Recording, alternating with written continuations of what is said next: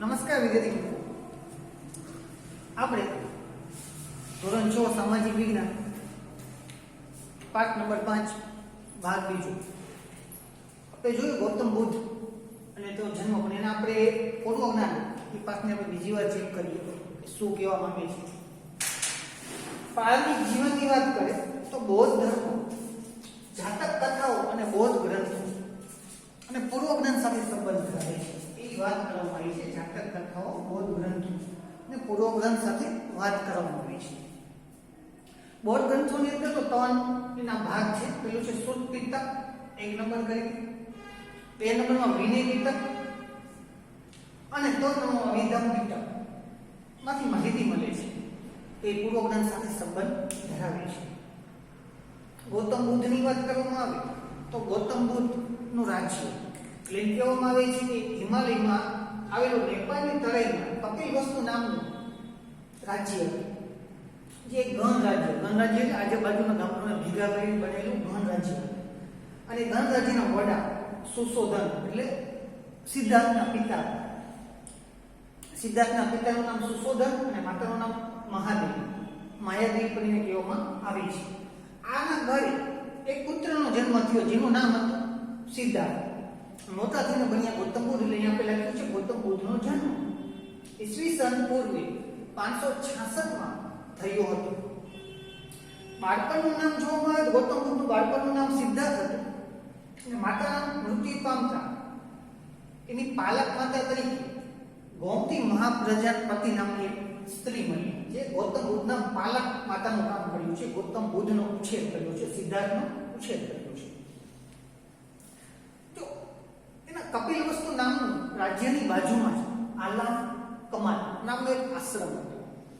આમર કલામ હકીકતમાં સિદ્ધાર્થના ગુરુ પણ હતા. ગુરુનો આશ્રમ હતો. અવારનવારથી આવવા જવાની ઘટનાઓ બનતી હતી.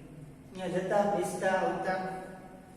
પિતાને એમ થયું કે જો સિદ્ધાર્થ બાળપણથી જ સાધુ સંતોની સોબત કરશે તો મોટા થઈને સંન્યાસી ન બની જાય તેનું એને ધ્યાન રાખવાનું થશે. સંન્યાસી ન બને તેના માટે ધ્યાન રાખતા હતા. અને એની ચિંતા થતા હતી કે ગૌતમ બુદ્ધ સંન્યાસી ન બને. એટલે પિતાની ચિંતાનું કારણ પણ સ્વભાવ હતું કે નાનપણથી એની સંગત સાધુ સંત પુરુષોની હતી, તો સંન્યાસી ન બને એવો હતો. તો પિતાને એનો રસ્તો શોધી કાઢ્યો. રસ્તો શું આવ્યો કે સિદ્ધાર્થના યુવા અવસ્થામાં લગ્ન કરવાનું વિચાર્યું અને એને લગ્ન કરી આપવામાં આવ્યું. તો સિદ્ધાર્થના પત્નીનું નામ યશોધરા હતા અને એને સંતાનનો જન્મ થયો, પુત્રનો જન્મ થયો, જેનું નામ આપવામાં આવ્યું રાહુલ. જો જે વ્યક્તિએ નક્કી જ કરી લીધું છે કે મારે મોટો થઈને સંન્યાસી જ બનવાનું છે, તો સંન્યાસી માટે આગળ નીકળી જશે. પપ્પાના ઘણા બધા ચિંતા હતી, પ્રયત્ન હતી નિરાકરણ લાવવા માટે. યુવા અવસ્થામાં તેને લગ્ન પણ કરી આપવામાં, એના સંતાનનો પણ જન્મ થયો, ઘર પણ ચાલુ થયું. છતાં એને એક જ ખ્યાલ હતો મારે સંન્યાસી બનવું છે. તો આની માટે 30 વર્ષની વયે જ્ઞાન પ્રાપ્તિ અને સત્યની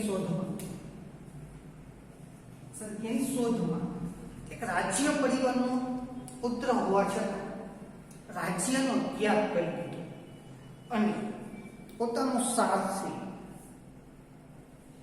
છંદ અને પોતાનો પ્રિય ઘોડો કંઠ આ બેને લઈને રાજ્યમાંથી બહાર ચાલ્યા ગયા. નદી કિનારે પહોંચીને છંદને પોતાનો ઘોડો અને રાજ્ય પરિવારના આભૂષણો અને કપડાં આપ્યા અને પોતે સંન્યાસીના કપડાં ધારણ કરીને અને છંદને કીધું તમે રાજ્ય તરફ પાછા વહી. આ જે ગૌતમ બુદ્ધનો ઘર છોડવાનો ઘટના છે અને મહાઅભિયોગ સાથે સંકળાવવામાં આવે છે. આગળ જે જતા જંગલ તરફ ચાલ્યા ગયા, જેમાં ગુરુ વેલા અને રાજગુરુ નામના સ્થળે ગયા, જેમાં 5 બ્રાહ્મણ તપ કરતા હતા. તો ગૌતમ બુદ્ધ પણ ત્યાં બેસી ગયા તપ કરવા માટે. પણ અન્ન અને જળનો ત્યાગ કરવામાં આવતા એમ લાગ્યું કે અન્ન અને જળનો ત્યાગ કરવાથી પોતાના શરીરને કષ્ટ આપવું પડે અને મનુષ્યને શરીરને કષ્ટ આપવું મોટામાં મોટું પાપ છે. આ સમજીને ત્યાંથી ઊભા થઈને જતા આગળ ચાલ્યા. એમાં ત્યાંથી પોગી ગયા બોધ ગયા. એક પીપળાના વૃક્ષ નીચે બેસી ગયા અને પીપળાના વૃક્ષ નીચે જ્ઞાન પ્રાપ્ત કરવાની શરૂઆત કરી. થોડાક સમય તપસ્યા કરી, તપ કર્યું અને વૈશાખી પૂર્ણિમાના દિવસે તમને જ્ઞાન પ્રાપ્ત થયું. જ્ઞાન પ્રાપ્ત થતાની સાથે જ સિદ્ધાર્થમાંથી થઈ ગયા ગૌતમ બુદ્ધ. અહીંયા સુધી આપણે આગળ પ્રકરણમાં વાત કરી છે. હવે એના પછીનું પ્રકરણ છે એને હવે આપણે આગળ જોશું. હવે એને શું કરવાનું છે.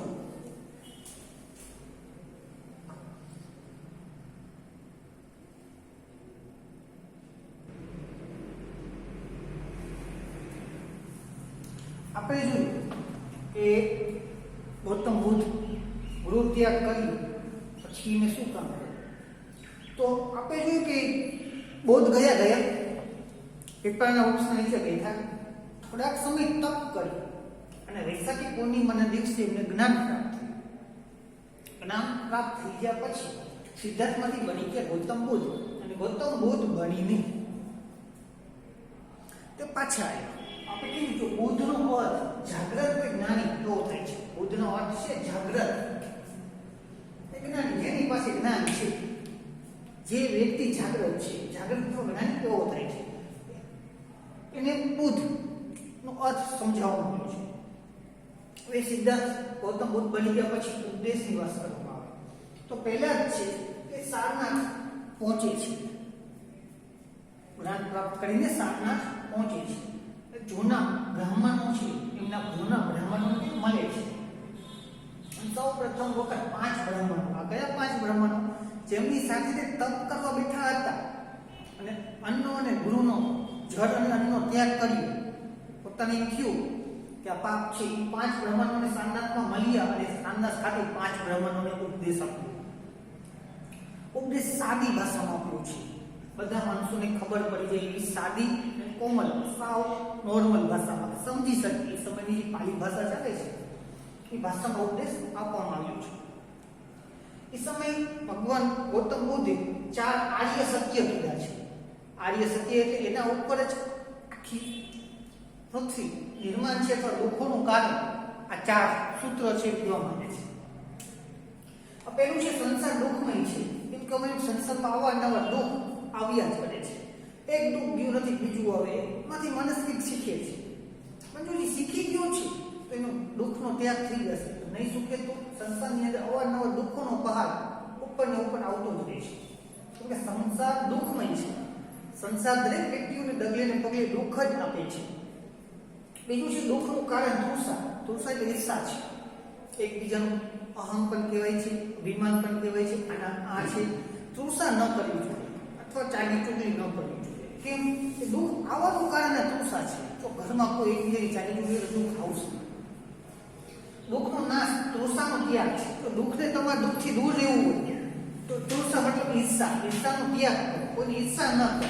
જેટલું પણ છે સત્ય બોલો, કડવું બોલો પણ સત્ય બોલો, પણ તૃષાનો ત્યાગ કરો. અષ્ટાંગી માર્ગો એટલે કષ્ટ આપવા વાળા માર્ગો છે તેના ઉપર ચાલવું અને એ ચાલવાથી તૃષાનો ત્યાગ આપોઆપ થઈ જશે. તો તમે થોડોક સમય એવો લાગશે કે તમને મુસીબત થશે કે ભગવાન આપણી પરીક્ષા લેતા હોય અને એકવાર રસ્તા ઉપર નીકળી ગયા પછી કોઈ રોકી શકશે નહીં.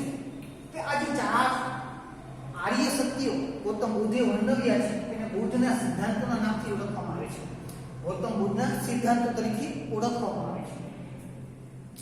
આગળ બુદ્ધને એક સુધારક તરીકે જો આપણે જોવામાં આવી ગૌતમ બુદ્ધના સુધારક તો એક બુદ્ધ મહાન ધાર્મિક અને સમાજ સુધારક હતા.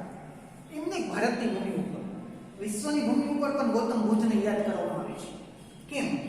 મહાન વ્યક્તિની અંદર એવું થાય છે ધર્મ અને સમાજમાં અટકેલા દૂષણો દૂર કરવા માટે તેમને આજીવન કાર્ય કર્યું છે. જો આપણે પહેલા પણ જોયું જે ધર્મની અંદર દૂષણો આવ્યા એ દૂષણોને દૂર કરવા માટે એ જ ધર્મમાંથી કોઈ વ્યક્તિ બહાર આવે છે અને એ દૂષણોને દૂર કરે છે. કેમ કે ખબર છે કે મારા ધર્મમાં દૂષણો ઘર કરી દે છે.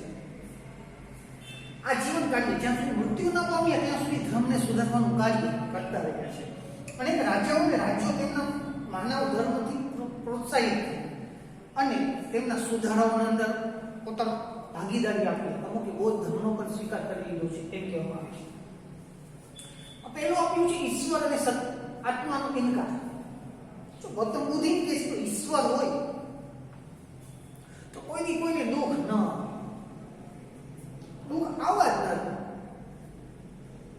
એટલે એમ કે છે બુદ્ધ ઈશ્વર અને આત્માનો ઇનકાર કરી કર્મવાદને મહત્વ આપ્યું છે. કર્મનો મતલબ જેવું આપણે કર્મ કરશે એવું ફળ આપણને મળશે. આપણે એમ કહીએ છીએ ને, જેવું કરશો એવું ભરશો. એ સિદ્ધાંતમાં ગૌતમ બુદ્ધ કામ કરે છે.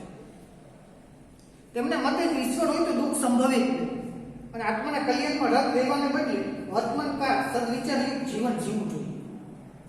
ઈશ્વર હોય ને તો કોઈને દુઃખ ન આવે. અને જો સારું કામ કરશો તો એને સારું ફળ મળવાનું છે. બીજું છે કર્મકાંડનો વિરોધ. હિન્દુ ધર્મની અંદર 16 કર્મકાંડો આવે છે. ગૌતમ બુદ્ધ એટલે બુદ્ધ ધર્મનો કર્મકાંડને માનતો નથી, એનો વિરોધ કરે છે. કેમ? તો મરી ગયા પછી જીવા જન્મ લેવાની ઘટનામાં તે સંબંધ ધરાવે છે. 16 કર્મકાંડ એ બતાવતું નથી મરી ગયા એટલે પૂરું. જો હિન્દુ ધર્મમાં વ્યાપેલા કર્મકાંડો વિરોધ કરી તેમની યજ્ઞમાં થતી પશુ હિંસા અથવા પશુ બલિનો ત્યાગ વર્ણવવામાં આવ્યો છે. અહિંસાનો સર્વોચ્ચ ગુણ છે. તમામ પ્રાણીઓ પ્રત્યે અહિંસાને વધવું અને માનવનું સૌથી મોટું કર્તવ્ય છે. તો કર્મકાંડ કરવા જાય એ સમય રિવાજ હતા. વરસાદ નથી પડતો, પશુઓની બલિ આપો. રાક્ષસોનો યુગ છે, કોઈ દુઃખ આવ્યા છે, હવન કરો, જેવા પશુઓની બલિ આપો. એટલે બુદ્ધ આનો વિરોધી હતો. કોઈ પણ પશુઓને ન મારવા, કેમ કે અબોલ જાનવરને મારશો તો પાપ લાગશે. એટલે કર્મકાંડનો વિરોધ દર્શાવતો છે. એના પછી ઉચ્ચ નીચના ભેદભાવનો વિરોધ. એ તો અત્યારે પણ આપણે જોવા મળે છે. ગરીબ ગરીબ જ બનતો જાય છે, અમીર અમીર બનતો જાય છે. છતાં આપણે જોઈએ છીએ ઉચ્ચ નીચનો ભેદભાવ. જેની પાસે પૈસા છે પુષ્કળ વાપરે છે, રોજના 2, 3, 10, 15 હજાર વાપરી નાખે. એની પાસે પૈસા નથી, રોજના 20 રૂપિયા પણ નથી વાપરી શકતો. એમ કહેવાય કે ગરીબ છે, અમીર છે, અમીર છે. આ સમયે હિન્દુ ધર્મમાં 4 વર્ણ મુખ્ય હતા. જેમાં નામ લે તો પહેલો તો બ્રાહ્મણ, જે આપણે સમજમાં ઉચ્ચ કોટીનો અથવા ઉચ્ચ જ્ઞાન એને આપણે પ્રાપ્ત કરીએ છીએ, બ્રાહ્મણ. બીજું છે ક્ષત્રિય, જેને યુદ્ધ કરવા માટે અને રાજાનું પદ સંભાળવા માટે જ વર્ણવવામાં આવ્યું છે. એના પછી વૈશ્યો અને છેલ્લે છે શુદ્ર. આ 4 વર્ણોમાં આપણો સમાજ વહેંચાઈ ગયો હોય અને વહેંચાઈ ગયેલો વર્ણ નથી. બુદ્ધે વર્ણનો વિરોધ કર્યો છે. તેમણે કહ્યું છે કે મનુષ્ય ઉચ્ચ કુટુંબમાં જન્મેલો હોય તો મહાન બનતો નથી, પરંતુ પોતાના કર્મોથી મહાન બને છે. સત્ય અને અહિંસાના પાલનથી મહાન બને છે. સત્ય અને અહિંસાના પાલનથી મહાન બને છે. બુદ્ધ એમ કહે છે નીચા કુળમાં જન્મેલો હોય કે મોટા કુળમાં જન્મેલો હોય, પોતાની અંદર જે વિચારો ચાલે છે, પોતાની અંદર જે પાલન કરવાની ભાવના છે, બીજાને માન આપવાની ભાવના છે, એનાથી વ્યક્તિ મહાન બને છે. કોઈ મહાન વ્યક્તિના ઘરે જન્મ લેવાથી મહાન બનતો નથી. અને સમાજમાં ઉચ્ચ નીચના ભેદભાવનો પણ એને વિરોધ કર્યો છે. એના પછી આવે છે સ્ત્રીઓનું મહત્વ.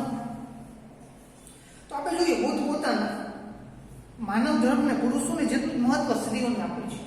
તો આપણે વાત કરવામાં આવી કે અત્યારની ભારતની મહિલાઓ ઘરની 4 દિવાળી રસોડામાંથી બહાર નીકળી ચૂંટણીના મેદાન સુધી અને રાષ્ટ્રપતિ સુધી પહોંચી ગઈ છે. ફરક એટલો છે કે 1950 આપણને આઝાદી મળી પછી લોકોને મત આપવાનો અધિકાર આપવામાં આવ્યો. એ પહેલા એ મત પણ નથી આપી શકતા. પછી એવો સમય હતો કે પુરુષો જ બધું સમાજની અંદર, ઘરની અંદર વર્ચસ્વ ધારણ કરતા હતા. સ્ત્રીઓને માન પાણી નહોતું મળતું. એમાં પણ પરિવર્તન આવ્યું છે. જોઈ છે સ્ત્રીઓનો અધિકાર એને પ્રાપ્ત થયો છે. અને આપણે અત્યારે જોઈએ તો પુરુષોની સરખામણી સાથ આપવા ખરી છે, ઊભી છે. 50% ઊભી છે. એમ ન સમજવું કે સ્ત્રીઓ બધી કમજોર હોય છે. સમય આવે ત્યારે એ પણ પોતાની બહાદુરીના કિસ્સા બતાવી દે છે. ઉદાહરણ છે અંગ્રેજોએ આપણે બેટ દ્વારકાના કિલ્લા ઉપર હુમલો કર્યો, જ્યારે સ્ત્રીઓએ બુદ્ધિ વેઠવી હતી. પોતાના ઘરની અંદર રજઈ હતા, ધુસા હતા, ગોધરા હતા, બધા લઈ આવ્યા. સમુદ્ર કિનારામાં પલાળી દીધા. પોતાના જે ભાઈ લડતો હતો, પોતાનો પતિ લડતો હતો, પોતાના પપ્પા લડતા હતા. ટોપનો ઘોડો આવતો ને, ટોપના ઘોડાની ભીના કપે ઢાંકી દીધી અને એના સુધી ટોપનો ઘોડો ઓલવાઈ જતો, ફૂટતો નહીં. આવા કેટલાય ઉદાહરણો આપણે જોઈ છે, ઇતિહાસમાં અમર બંધાઓમાં લખાયેલા છે. નિર્વાણ એટલે ગૌતમ બુદ્ધનું અવસાન કેવી રીતે છે? જો બુદ્ધને વૈશાખી પૂર્ણિમાના દિવસે બોધિ વૃક્ષ એટલે પીપળના વૃક્ષની નીચે જ્ઞાન પ્રાપ્ત થયું. જ્ઞાન પ્રાપ્ત કરી બુદ્ધ ભારતના સમાજ અને ધર્મ સુધારો કરવા માટે અનેક જગ્યાઓ ઉપર ફરતા રહ્યા. અનેક લોકોને તેમને સદમાર્ગ વાળ્યા, એટલે સાચા માર્ગ બતાવ્યા. સદમાર્ગનો મતલબ સાચો માર્ગ બતાવ્યો. સત્ય અને અહિંસાથી ઉપદેશ આપી માંસાહાર અને ઉચ્ચ નીચના ભેદભાવનો વિરોધ કર્યો, જેમાંથી કેટલાય તેમના અનુયાયી બની અને બૌદ્ધ ધર્મનો ફેલાવો થયો. 80 વર્ષની ઉંમરે ઉસીનારામાં તેમનું અવસાન થયું અને તેમનો નિર્વાહ પામ્યા અને વિશ્વભરમાં આજે પણ તેમના વિચાર અને તેમનો ધર્મ જીવિત છે. એટલે આત્મકથા, બૌદ્ધની આત્મકથામાંથી પણ કેટલાય માણસો જ્ઞાન પ્રાપ્ત કરે છે. આપણે જોયું કે આપણો બીજો ભાગ બૌદ્ધનો અવસાન સુધી પહોંચ્યો. હવે પછીનો જે સોમવારે હવે પછીનો જે લેક્ચર આવશે જેમાં આપણે મહાવીર સ્વામીની ચર્ચા કરશે. અસ્તુ. નમસ્તે.